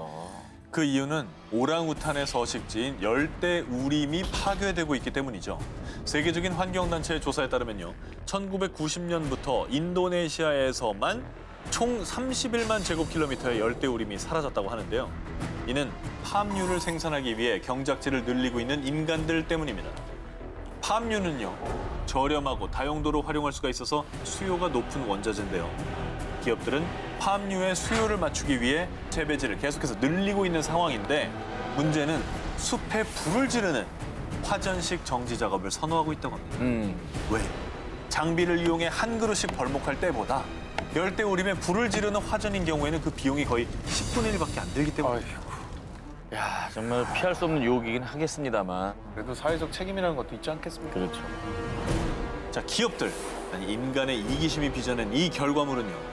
막대한 열대우림 파괴, 그리고 야생동물들의 멸종 위기. 결국에는 인간들의 생명까지 위협하고 있습니다. 열대우림을 태우면서 발생한 연기는 결국 짙은 연물을 유발해서요. 경작지 주변의 지역민들은 호흡기 질환으로 고통을 호소하고 있다고 하고요. 사람 살 때가 아니죠. 팜유 회사에선 야자나무 재배 때문에 강줄기를 인위적으로 바꿔 주민들의 식수까지 부족한 상황이라고 합니다. 야, 저 정도면 거의 주민들 죽으라고 고사 지내는 거 아닙니까? 물길도 막아버리고 연기 피우고. 하지만 안타까운 건 인도네시아의 팜 농장 사업자 연합에서는 대책을 내놓기는커녕 시장 선도자로서 팜오일 생산량을 더욱 확대하도록 하겠습니다. 라며 여전히 눈앞에 이익만을 쫓고 있는 실정입니다. 결국은 인간, 지구 생태계의 일부라는 사실을 잊어서는 안 되겠습니다. 2050년 페루에서 일어날 재앙. 천의 자연환경을 품고 있는 축복받은 땅 페루. 이 페루는요, 우리나라에서 쌀을 주식으로 먹는 것처럼 감자를 주식으로 먹고 있습니다. 그런데 2050년을 기점으로 페루에서는 감자가 자취를 감출 수 있다고 합니다. 감자가 뭐 왜 이게 실종되는 거죠? 척박한 환경에서도 잘 자라는 작물이 감자 아닙니까? 그렇죠. 그 원인은 바로 지구 온난화.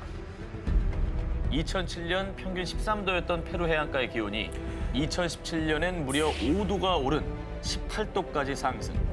그리고 2050년이 되면 최대 6도나 더 오를 거라는 추측이 나오고 있습니다. 그런데 감자는 특히 고온에 취약해서요. 온도와 습도가 증가하면 자라나기가 힘든 작물입니다. 그래서 주로 해발 2,500, 3,000m에서 재배되던 페루의 감자가 계속되는 고온 현상 때문에 해발 3,500m 이상의 고산지대까지 이동했지만 페루의 고산지대는 냉해가 자주 발생하고 영양분이 부족해서 감자가 자라나기 힘든 환경이라는 점입니다. 따라서 이 같은 고온 현상이 계속된다면 감자의 재배 면적은 당연히 줄 것이고 2050년을 기점으로 감자가 사라질 수 있다고 보는 것이죠. 그러니까 우리나라 사람들이 이해하기 편하게 하려면 우리나라에서 쌀이 더 이상 안 자라는 상황인 거예요. 그래서 주식이 없는 거야. 야, 이게 지구온난화 문제가 심각한 건 알지만 야, 이런 얘기를 들으니까 경각심이 또 갑자기 또 많이 생겨버리네요. 그런데 말입니다. 감자뿐이 아닙니다. 유엔 식량농업기구에 따르면요. 2050년에는 바나나, 토마토, 양파 등 그리고 2055년엔 커피를 비롯해 콩, 옥수수, 딸기까지 전 세계 농작물들이 멸종 위기에 놓였다고 합니다. 정말 심각하죠? 한편 당장 발등에 불이 떨어진 페루 정부는요. 기후변화에 대비하기 위해 2014년에 지구 기후를 관측하는 위성을 띄운 상태입니다. 그리고 무려 5조 954억 원을 투자해서 멸종 위기의 농작물 유전자를 보존할 수 있는 아미카프 프로젝트를 진행 중이라고 합니다. 대구에 사과를 먹고 미인이 많다고 이런 얘기가 있었잖아요. 네, 많았죠. 지금 대구에서 사과 재배 안 해요.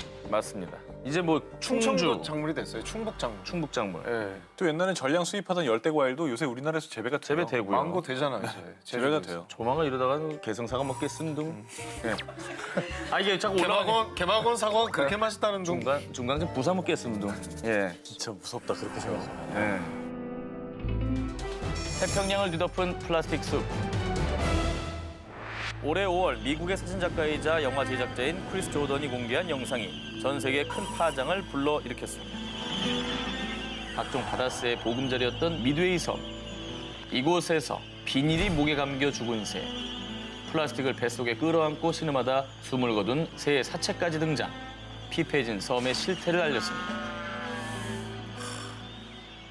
더욱더 안타까운 건 이 끔찍한 상황은 지금도 또 이 시간에도 계속되고 있다는 사실입니다.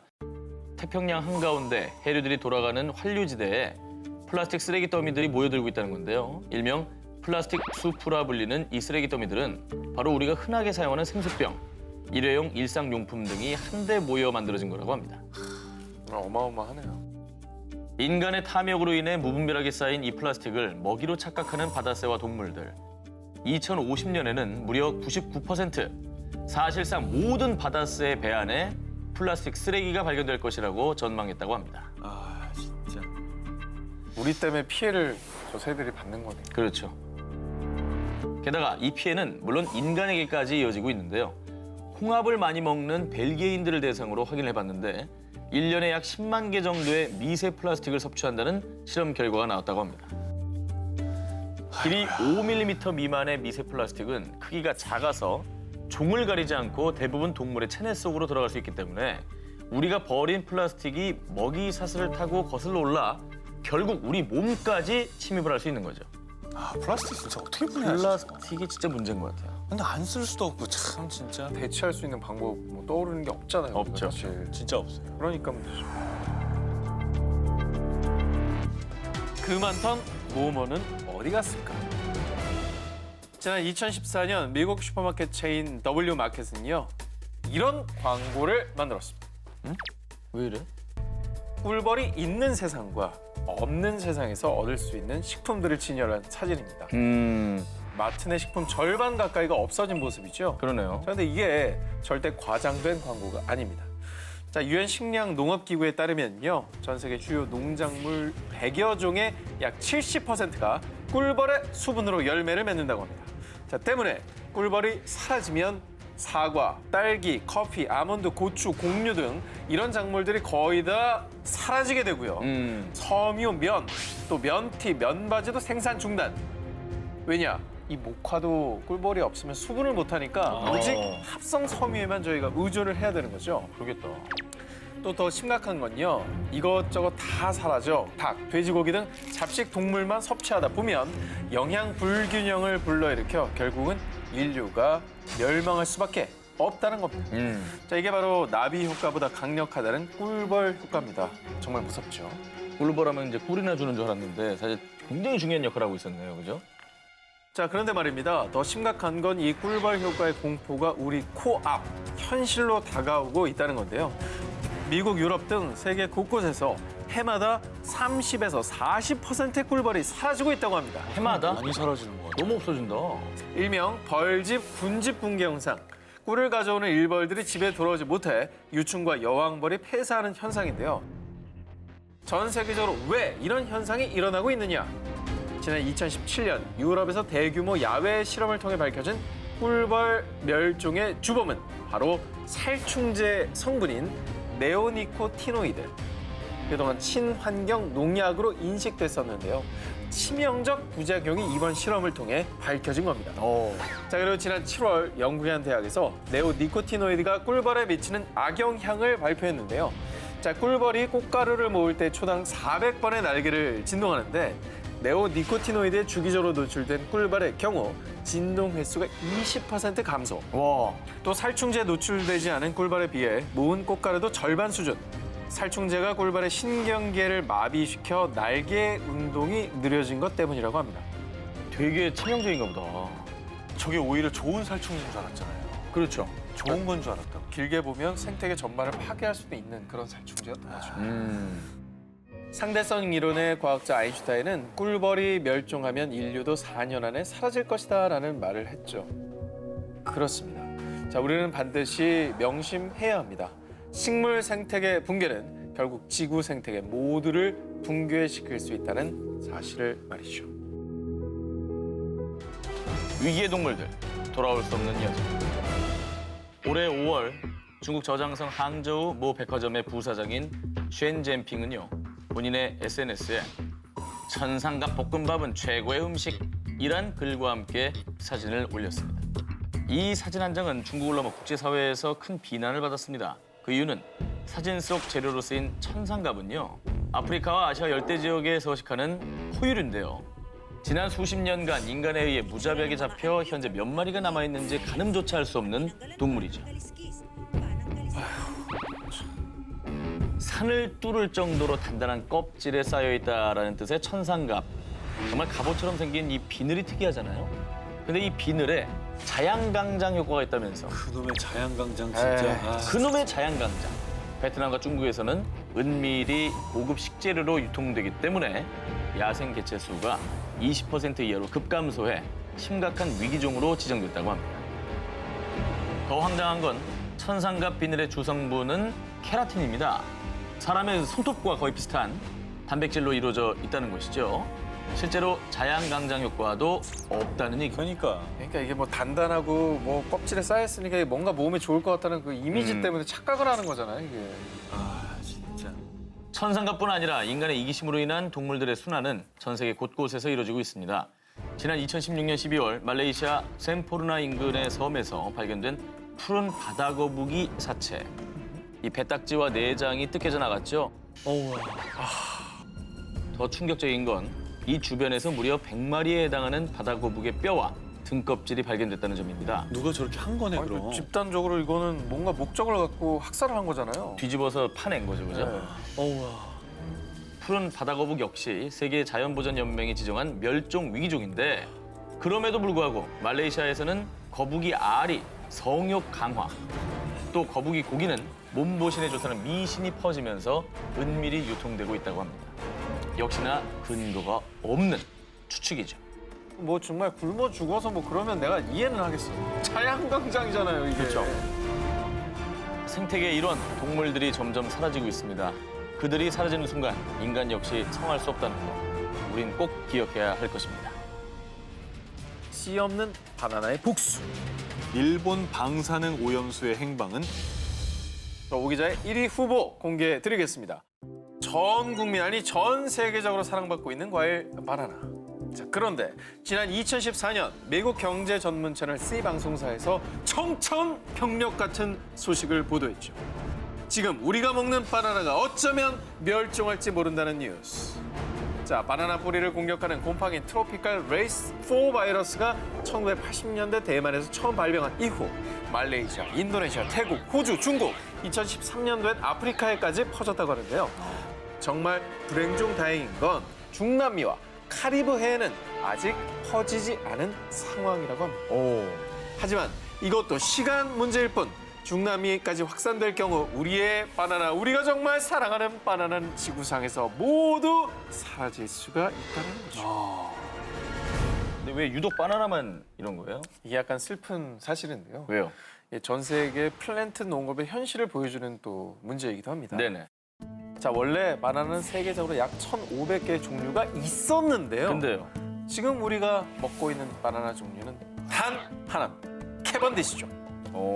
자, 원래 야생 상태의 바나나는요, 크고 딱딱한 씨가 저렇게 가득 차 있어서 수박처럼 먹기가 힘들었는데 어느 날 씨 없는 돌연변이 바나나를 발견한 겁니다. 그게 바로 캐번디시 종이었는데요. 맛까지 좋아서요, 인간은 결국 캐번디시 종만 대량 생산하기 이르렀고요. 다른 종의 바나나는 상품성이 떨어진다는 이유로 몽땅 베어냈습니다. 그리고 그 결과 바나나 전체 수확량 중 무려 95%가 캐번디시 종이라고 하는데요. 이건 전부네 전부. 자, 그런데 인간의 감관이 한 가지. 이 종은 씨가 없기 때문에 바나나 풀의 뿌리나 줄기를 접붙여서 번식. 그러니까 우리가 먹는 바나나는 전부 다 복제품인 셈이었던 거죠. 클론이네, 클론. 그래서 치명적인 바이러스가 퍼지면 유전자가 모두 다 똑같기 때문에 전멸하고만 한다는 사실. 쉽게 멸종당하는 상태가 된 거네요. 그렇죠, 그렇지. 그렇죠. 자, 그런데 말입니다. 더 안타까운 건 이 사태는 이미 예견된 일이었다고 합니다. 자, 과거에는 캐번디시 종처럼 씨가 없는 그로 미셸 종 바나나가 주요 바나나 품종이었습니다. 그런데 1960년대 바나나 암이라 불리는 파나마병이 돌았고요. 결국 그로 미셸 종이 사실상 멸종을 맞게 됐는데요. 그런데 정말 기적적으로 파나나병 등 질병에 강한 캐번디시 종을 발견했고요. 그때부터 캐번디시 종으로 모조리 바꿔서 생산한 거였죠. 그것이 어쩌면 바나나의 멸종의 1차 경고였을지도 모르는 일. 하지만 이를 무시한 인간들은 똑같은 실수를 지금도 반복하고 있고요. 그 결과 캐번디시종 바나나는 지금 멸종 선고를 기다리고 있다고 합니다. 뭐 몇십만 원씩 주고 사 먹을 날이 올 수도 있는 거 아닙니까? 만약 없어진다면. 몇십만 원이라도 주고 사 먹을 수 있으면 그래도 있는 거죠. 근데 그것조차도 없어질 수가 있는 거죠. 그러니까. 또 게다가 바나나 농업에 의존하는 몇 개 나라는 아예 나라의 산업 자체가 붕괴될 수도 있다라는 그러네. 뭐 예측까지 나오고 있는 것이죠. 2011년 전 세계를 충격에 빠뜨린 재난, 동일본 대지진. 15,000명이 넘는 희생자를 냈을 뿐만 아니라 후쿠시마 원전 폭발이라는 최악의 사고까지 남긴 최악의 재난이었죠. 그래서 사고가 난 지 7년이 지났지만 방사능의 공포는 여전히 가시지 않고 있는데요. 그런데 지난 8월 일본 정부가 후쿠시마 원전의 방사능 오염수를 정화해 바다에 방류하는 방안을 논의 중인 것으로 밝혀져 전 세계적으로 큰 파문이 일고 있습니다. 과학적으로 전 일도 지식이 없지만 그 희석이 되는 게 말이 됩니까? 어쩌라는 거야. 현재 지진으로 파괴된 후쿠시마 원전에서 하루에 수십 톤의 방사능 오염수가 발생되고 있는데 그동안 일본 정부는 이 오염수를 정화해 탱크에 보관해 오고 있었습니다. 그런데 오염수의 양이 무려 90만 톤이 넘어서자 일본 정부에서는 이 오염수를 후쿠시마 바다에 방류하겠다는 말도 안 되는 대책을 내놓은 건데요. 우리더러 죽으란 소리 아닙니까? 라며 후쿠시마의 어업인들은 물론 전 세계인들의 거센 반발이 이어졌습니다.